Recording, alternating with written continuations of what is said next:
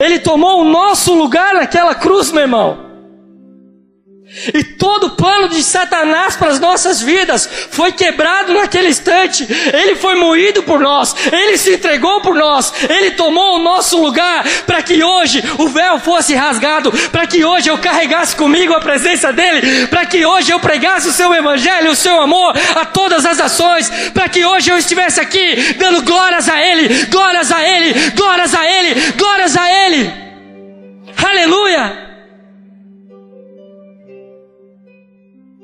Jesus rasgou o termo que era contra você, meu irmão. A igreja precisa acordar para aquilo que Deus fez, porque se nós acordarmos, cara, nós tomaremos o Brasil e as nações para o Senhor. Se os homens entenderem, se as mulheres entenderem, nós vamos mudar a educação dos nossos filhos. Vocês compreendem isso? Nós vamos mudar o nosso comércio, nós vamos mudar a nossa sociedade. E aonde o Satanás implantou algo do inferno, será tomado pela glória de Deus, pela luz de Deus. Você acha isso impossível? Talvez aqueles homens naquela época também achavam impossível mudar a história daquela região. Mas um homem, cara, que era reto nos caminhos do Senhor, trouxe uma revelação àquele povo. Nós precisamos restaurar o templo. João 3,6, a palavra fala: o que é nascido da carne é carne, e o que é nascido do Espírito é Espírito. A minha herança não é mais carnal, cara.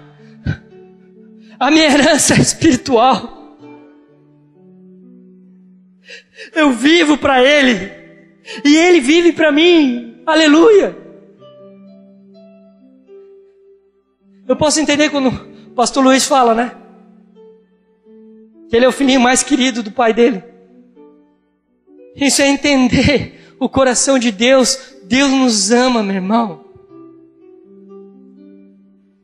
Segundo ponto, versículo 3. Ele no ano primeiro de seu reinado, no mês primeiro, abriu as portas da casa do Senhor e as reparou. O que são portas? Portas são pontos de entrada.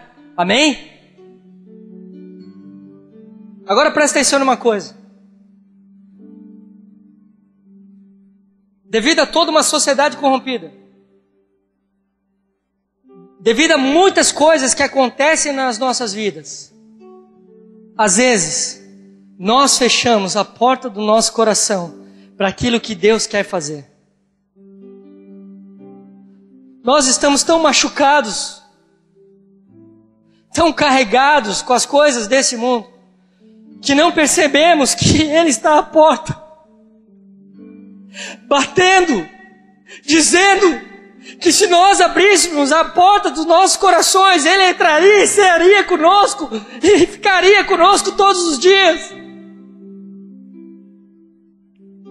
E nós começamos a manter lacrado o nosso coração para as coisas de Deus. E quando vem alguém e fala: olha, o Senhor vai te usar, ele já não acredita mais.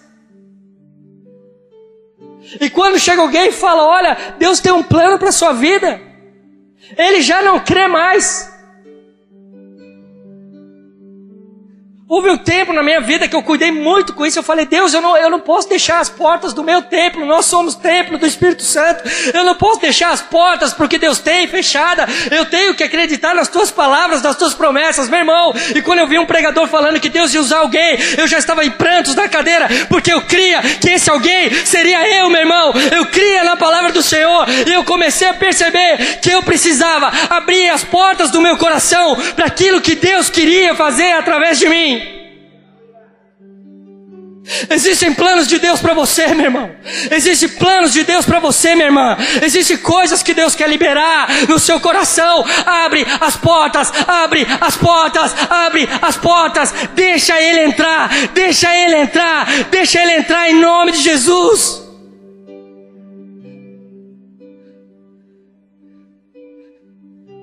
Nós vemos tanta meninice às vezes na igreja, tanta profetada, e isso vai fazendo com que as portas sejam corrompidas, destruídas.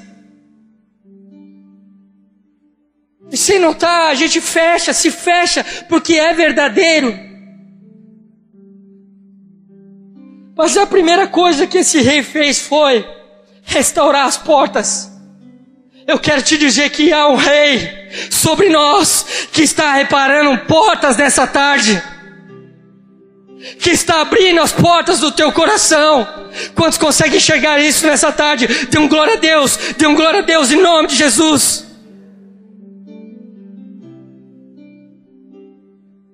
Irmãos, coisa tremenda é quando Deus age a nosso favor. Minha voz está falando um pouco, os irmãos me perdoem. Mas quando a gente acha que as coisas estão fechadas, impossíveis de romper, o amor de Deus é algo tremendo. Deus sempre dá uma saída. Apocalipse 3, do 8 ao 11. Eu vou ler para vocês. Eu sei as tuas obras. Eis que diante de ti pus uma porta aberta, e ninguém pode fechar.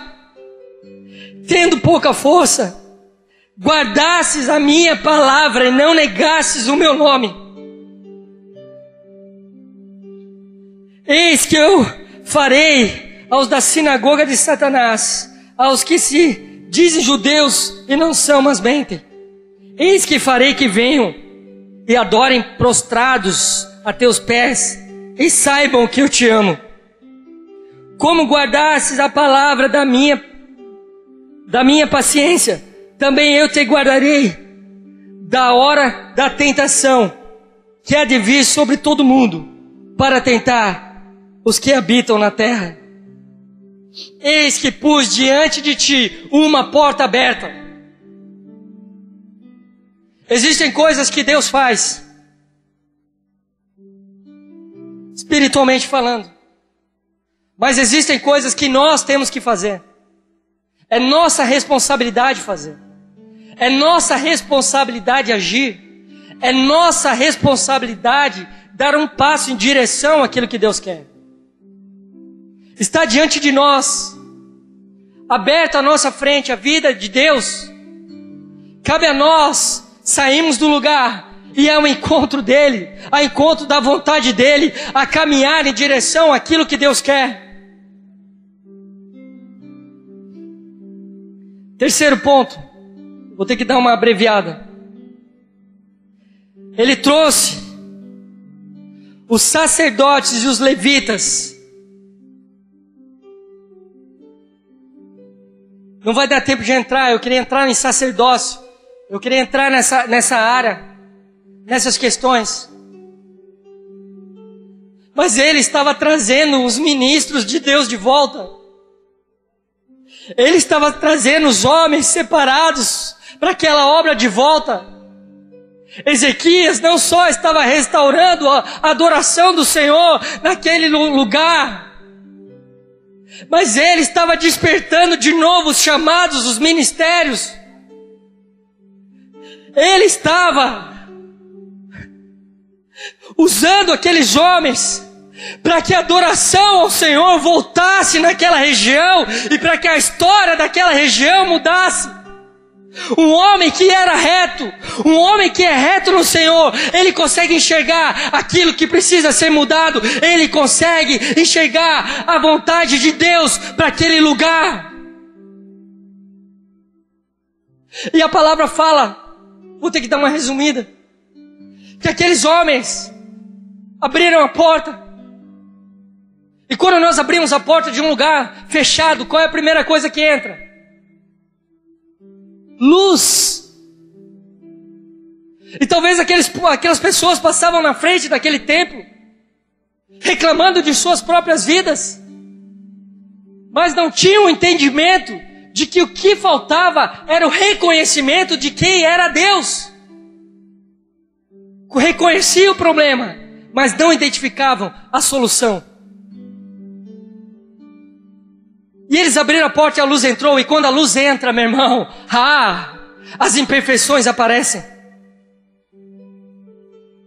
E a palavra fala que aqueles homens, Eles começaram a pegar toda a imundícia e a colocar para fora e levaram a Cedron, que significa escuridão. Então eles começaram a levar as coisas imundas para a escuridão, o que é de Deus para Deus, o que é do inferno para o inferno.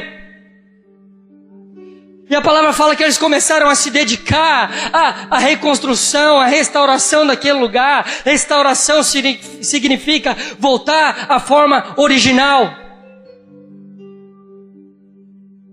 E a palavra fala que aqueles homens se dedicaram e depois que terminaram o serviço daquele templo, chamaram Ezequias e eles começaram a fazer holocaustos e eles começaram a adorar e começaram a cantar louvores. Cara, isso é muito forte.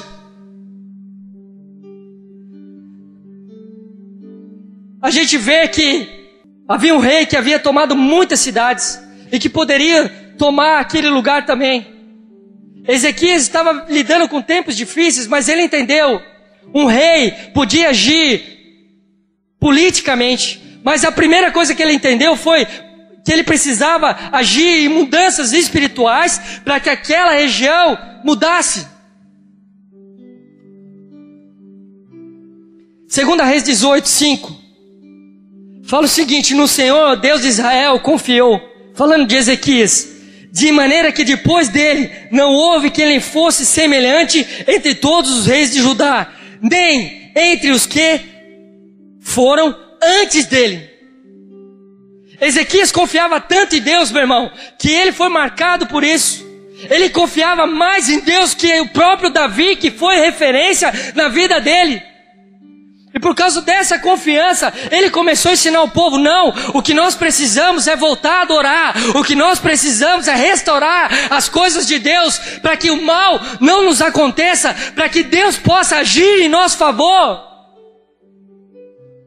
Ele teve uma compreensão que o que faltava era de fato pessoas prostradas e reconhecendo quem era Deus. Amém? Fique de pé comigo.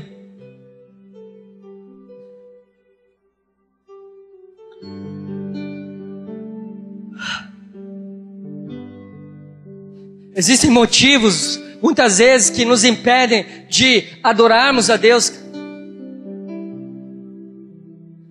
E esses motivos não podem ser mais importantes do que aquilo que Deus quer fazer. Aleluia. 1 Coríntios 3, 16, 17, para a gente encerrar. A palavra fala o seguinte: não sabeis vós que sois templo de Deus e que o Espírito de Deus habita em vós?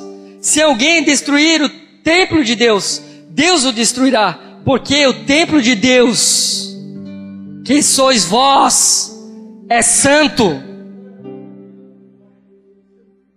Amém? 1 Pedro 1, 15, 16.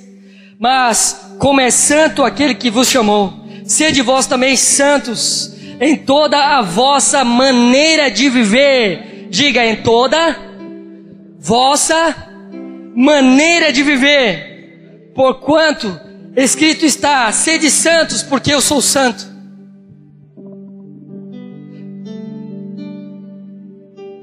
Você vai conseguir, meu irmão.